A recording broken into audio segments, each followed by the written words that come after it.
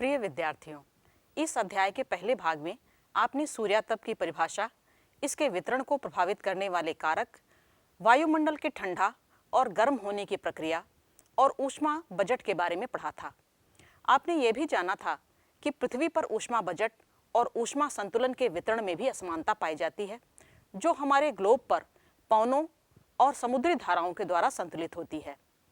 आज अध्याय के इस भाग में हम तापमान, इसके वितरण को प्रभावित करने वाले कारक, विश्व में तापमान का वितरण और समताप रेखाओं के बारे में अध्ययन करेंगे और साथ ही हम ये भी जानने का प्रयास करेंगे कि समताप रेखाएं क्या होती हैं, इनके सामान्य प्रवृत्ति क्या होती है और इनमें विचलन क्यों होता है। अध्याय के अंत में हम तापमान के व्यतिक्रमण या इन्वर्जन के बारे में भी चर्चा करेंगे। बच्चों, सबसे पहले ये जानना जरूरी है कि तापमान किसे कहते हैं। पृथ्वी की सतह सौर विकिरण के द्वारा गर्म होती है और ये अपने आसपास की वायु को भी गर्म कर देती है।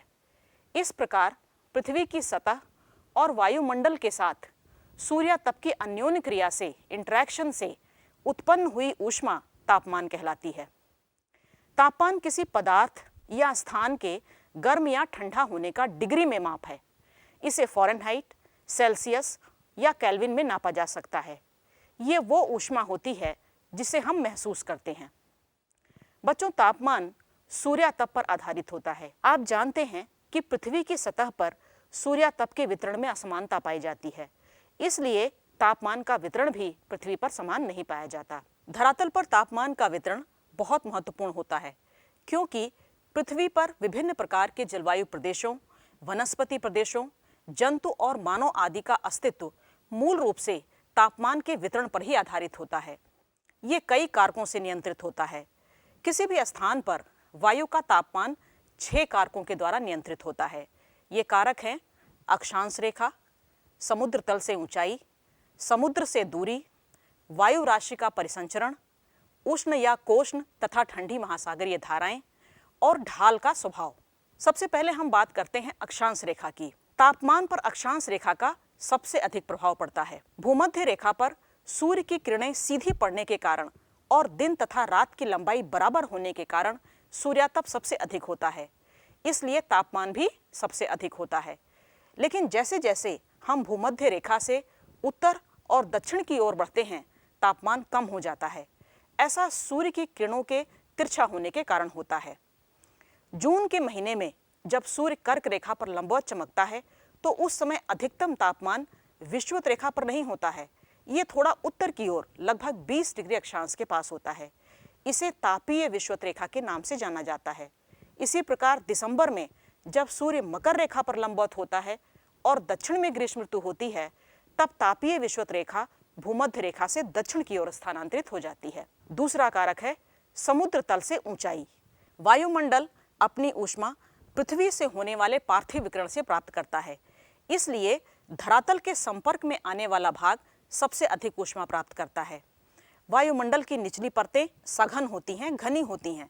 इनमें पार्थिव विकिरण को सोखने वाले धूल और वाष्प कण की अधिकता होती है। यही कारण है कि वायुमंडल का निचला भाग अधिक गर्म होता है, लेकिन जैसे जैसे हम ऊपर की ओर जाते हैं, तापमान में कमी आती जाती है।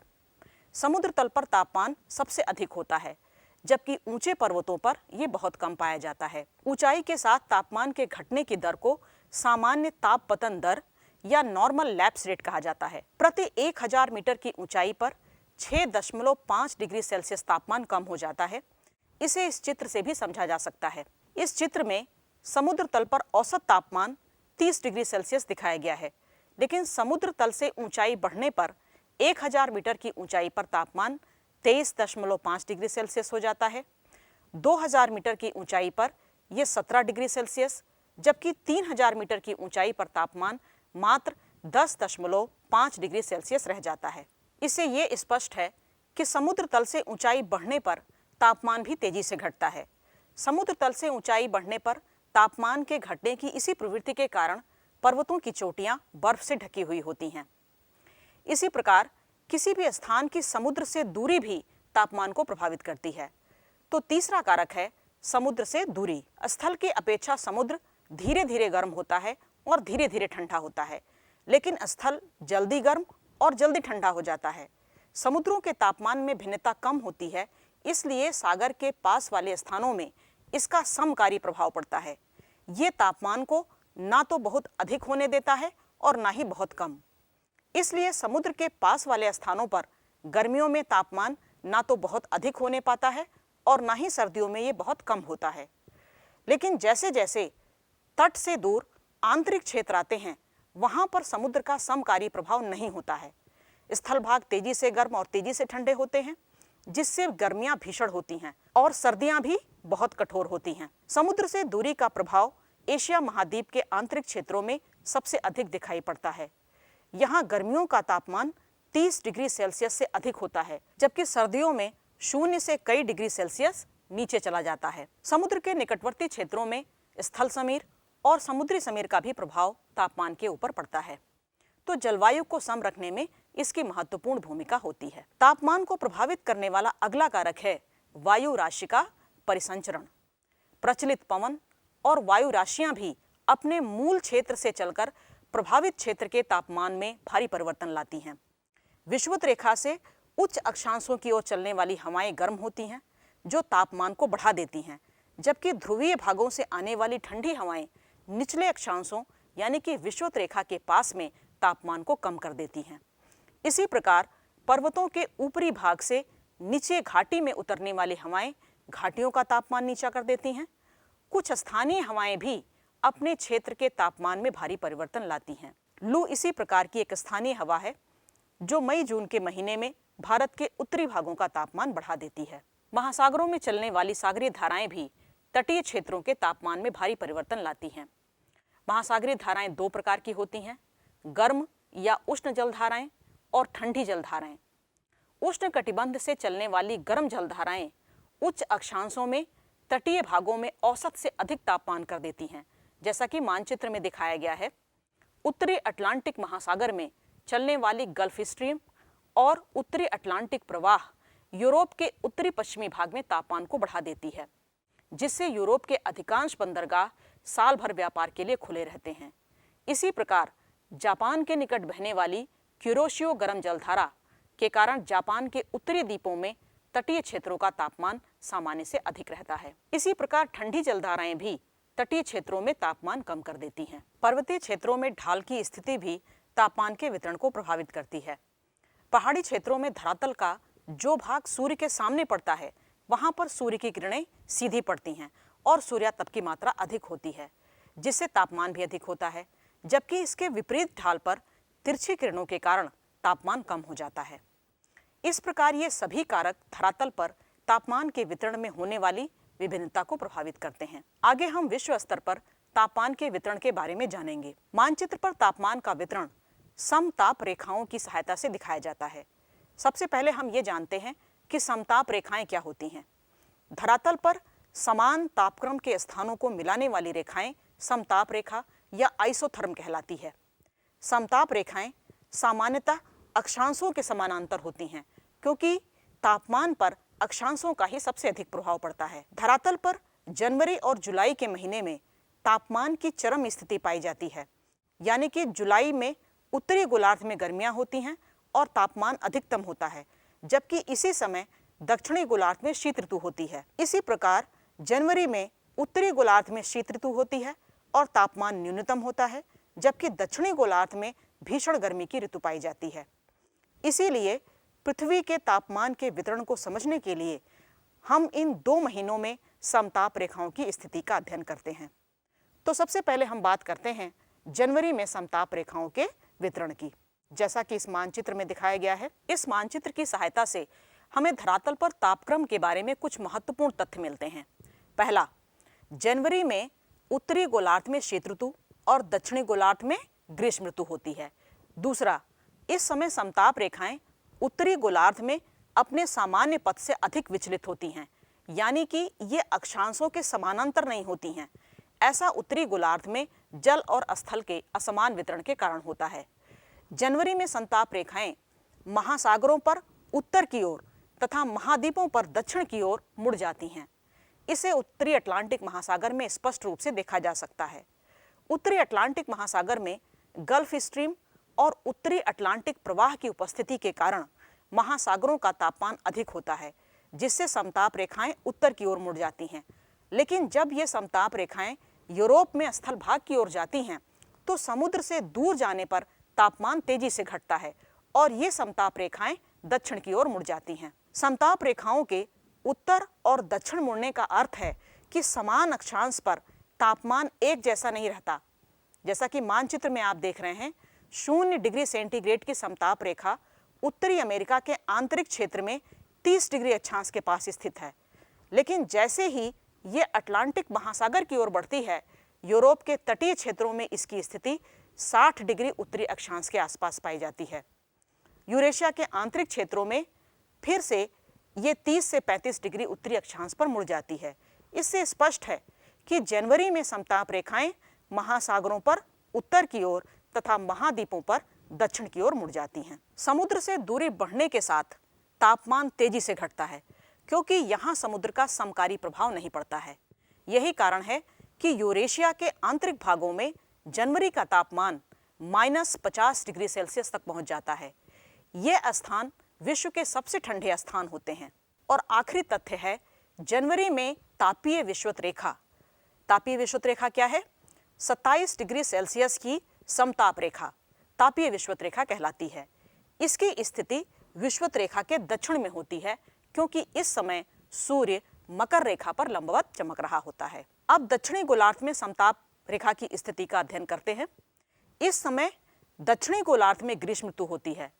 ग्रीष्म ऋतु होने के कारण यहाँ तापमान अधिक होता है। महाद्वीपों के आंतरिक क्षेत्रों में तापमान 30 डिग्री सेंटीग्रेड से अधिक होता है। यहाँ पर तापमान पर महासागरों का स्पष्ट प्रभाव देखा जा सकता है। समताप रेखाएं महासागरीय क्षेत्र की उपस्थिति के कारण अक्षांशों के लगभग समानांतर चलती हैं और इनमें उत्तरी गोलार्ध की अपेक्षा विचलन भी बहुत कम होता है, यानी कि ये अपने मार्ग से कम मुड़ती हैं। आइए अब जुलाई के मानचित्र को देखते हैं। जुलाई में उत्तरी गोलार्ध में ग्रीष्म ऋतु और दक्षिणी गोलार्ध में शीत ऋतु होती है। इस समय सूर्य कर्क रेखा पर लंबवत चमक रहा होता है, जिससे तापीय विषुवत रेखा यानी कि 27 डिग्री सेंटीग्रेड की समताप रेखा उत्तरी गोलार्ध में यूरेशिया के स्थलीय भागों में स्थित होती है। इस समय समताप रेखा में जनवरी की अपेक्षा कम विचलन की प्रवृत्ति पाई जाती है। जनवरी के विपरीत समताप रेखाएं महाद्वीपों पर उत्तर की ओर और जबकि महासागरों पर दक्षिण की ओर मुड़ जाती हैं, क्योंकि इस समय महाद्वीपों के आंतरिक भागों में तापमान अधिक होता है, जबकि महासागर अपेक्षाकृत ठंडे होते हैं। 0 डिग्री सेल्सियस की समताप रेखा ग्रीनलैंड में और उत्तरी ध्रुव के आसपास पाई जाती है। उत्तरी गोलार्ध में महाद्वीपों के आंतरिक भागों में तापमान 30 डिग्री सेल्सियस से अधिक होता है। यूरेशिया के आंतरिक क्षेत्रों में और अफ्रीका के सहारा मरुस्थल पर तापमान 30 डिग्री सेल्सियस से अधिक होता है। अब दक्षिणी गोलार्ध की स्थिति देखते हैं। इस समय दक्षिणी गोलार्ध में शीत ऋतु होती है। 40 डिग्री दक्षिणी अक्षांश के समानांतर 10 डिग्री सेंटीग्रेड की समताप रेखा पाई जाती है। महासागरीय प्रभाव के कारण समताप रेखाएं बहुत कम विचलित होती हैं और अक्षांश के समानांतर ही होती हैं। अब हम बात करते हैं तापांतर की। इसका शाब्दिक अर्थ है तापमान में अंतर। अधिकतम और न्यूनतम तापमान के अंतर को तापांतर कहा जाता है। ये 3 प्रकार का होता है: दैनिक तापांतर, मासिक तापांतर और वार्षिक तापांतर। एक दिन में न्यूनतम और अधिकतम तापमान का अंतर दैनिक तापांतर कहलाता है। इसी प्रकार एक माह के न्यूनतम और अधिकतम तापमान का अंतर मासिक तापांतर और वर्ष के अधिकतम और न्यूनतम तापमान का अंतर वार्षिक तापांतर कहलाता है। वार्षिक तापांतर के आधार पर किसी भी स्थान की जलवायु का अनुमान लगाया जा सकता है। अधिक वार्षिक तापांतर विषम जलवायु या महाद्वीपीय जलवायु की ओर इशारा करता है, जबकि कम वार्षिक तापांतर तटीय क्षेत्रों की सम जलवायु का परिचायक होता है। धरातल की सतह पर जनवरी और जुलाई के मध्य वार्षिक तापांतर की स्थिति को इस मानचित्र से समझा जा सकता है। सबसे कम 3 डिग्री सेल्सियस का वार्षिक तापांतर 20 डिग्री दक्षिणी अक्षांश के पास पाया जाता है। यहाँ महासागरों की उपस्थिति के कारण जलवायु सम होती है, जिससे वार्षिक तापांतर अधिक नहीं होने पाता। इसके विपरीत उत्तरी गोलार्ध में यूरेशिया के आंतरिक क्षेत्रों में साइबेरिया में सबसे अधिक वार्षिक तापांतर पाया जाता है। यहाँ गर्मियों और सर्दियों के तापमान में लगभग 60 डिग्री सेंटीग्रेड का अंतर पाया जाता है। इसी प्रकार उत्तरी अमेरिका के आंतरिक भागों में भी अधिकतम और न्यूनतम ताप में अंतर लगभग 40 डिग्री सेल्सियस होता है। स्पष्ट है कि समुद्र से दूरी बढ़ने के साथ महाद्वीपों के आंतरिक भागों में जलवायु विषम होती जाती है। महाद्वीपों के आंतरिक भाग गर्मियों में अधिक गर्म रहते हैं, जबकि सर्दियां यहाँ पर बहुत कठोर होती हैं। जनवरी में साइबेरिया पूरी पृथ्वी का सबसे ठंडा भाग होता है। प्यारे बच्चों, इस अध्याय के अंत में धरातल के तापमान की एक और विशेषता के बारे में अध्ययन करेंगे, जिसे तापमान का व्यतिक्रमण या प्रतिलोमन कहा जाता है। सामान्य रूप से धरातल से ऊंचाई बढ़ने पर तापमान कम होता जाता है, जिसे सामान्य ताप पतन दर कहते हैं। ये प्रति 1000 मीटर की ऊंचाई पर 6.5 डिग्री सेल्सियस की दर से कम होता जाता है। लेकिन कभी कभी ये स्थिति बदल जाती है। सतह से ऊंचाई बढ़ने के साथ तापमान कम होने के बजाय तापमान बढ़ जाता है। इसे तापमान का प्रतिलोमन या इन्वर्जन या व्युत्क्रमण कहा जाता है। सामान्यतया तापमान का प्रतिलोमन 2 स्थितियों में होता है। सर्दी में जब आकाश में बादल नहीं होते हैं तो पार्थिव विकिरण की मात्रा बढ़ जाती है और सतह का तापमान तेजी से कम होता है, जिससे इसके संपर्क में आने वाली वायु भी ठंडी हो जाती है। ऐसा अधिकांशतः सर्दी के दिनों में सुबह के समय होता है। इससे वायुमंडल में स्थिरता आ जाती है और वायुमंडल की निचली परतों में घना कोहरा बन जाता है। लेकिन यह प्रतिलोमन कुछ ही घंटों तक रहता है। दिन के समय सूर्य के निकलने और गर्म होने के साथ ही यह प्रतिलोमन समाप्त हो जाता है। ठीक इसी प्रकार पर्वतीय क्षेत्रों में भी तापमान के प्रतिलोमन की स्थिति पैदा हो जाती है। पहाड़ों के ऊपरी ढलानों पर रात के समय पार्थिव विकिरण अधिक होता है, जिससे हवा ठंडी होकर के भारी हो जाती है और गुरुत्वाकर्षण बल के सहारे नीचे घाटी में उतरना शुरू कर देती है। इस प्रक्रिया से पर्वतों की घाटियों में ठंडी हवा सतह के पास इकट्ठी हो जाती है, जबकि ऊपरी भाग में गर्म हवा होती है। इससे वायु का अपवाह भी कहा जाता है। खेती के लिए ये अच्छा माना जाता है, क्योंकि इससे सर्दियों में पौधों में पाले नहीं पड़ते और घाटियों में खेती करना आसान होता है। प्यारे बच्चों, इस अध्याय में आपने वायुमंडल के एक महत्वपूर्ण तत्व सूर्यातप और तापमान के बारे में अध्ययन किया, जो हमारे जीवन को सबसे अधिक प्रभावित करते हैं। तापमान और सूर्यातप ही सभी प्रकार के मौसम और जलवायु संबंधी क्रियाओं के लिए एक ऊर्जा के रूप में काम करते हैं और इसे संचालित करते हैं। वास्तव में धरातल पर वनस्पतियां, पौधे, जीव जंतु और मानव का अस्तित्व सूर्य से प्राप्त होने वाली ऊर्जा और तापमान पर ही आधारित होता है, जिसके बिना हम और आप इस जीवन की कल्पना नहीं कर सकते। धन्यवाद।